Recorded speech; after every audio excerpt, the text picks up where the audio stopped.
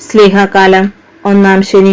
വിശുദ്ധ മർക്കോസിന്റെ സുവിശേഷം 13-ാം അധ്യായം 9 മുതൽ 13 വരെയുള്ള വാക്യങ്ങളുടെ വിശകലനം. പീഡനങ്ങളുടെ കാലം. ലോകാവസാനത്തിൽ സംഭവിക്കാനിരിക്കുന്ന അടയാളങ്ങൾ പലതരത്തിൽ ലോകത്തിൽ പ്രത്യക്ഷപ്പെടും.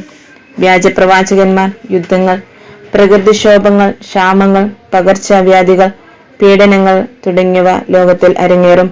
എന്നാൽ ആദ്യം എല്ലാ ജനതകളോടും സുവിശേഷം പ്രസംഗിക്കപ്പെടേണ്ടിയിരിക്കുന്നു. ലോകാവസാനം വരെ ക്രിസ്തു ശിഷ്യരെ ഭരമേൽപ്പിച്ചിട്ടുള്ള പ്രധാന ദൗത്യം സുവിശേഷവൽക്കരണമാണ്.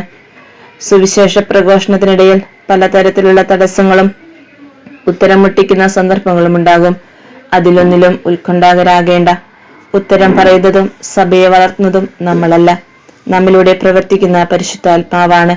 അതിനായി ചിലർക്ക് രക്തസാക്ഷിത്വം വരിക്കേണ്ടി വന്നേക്കാം.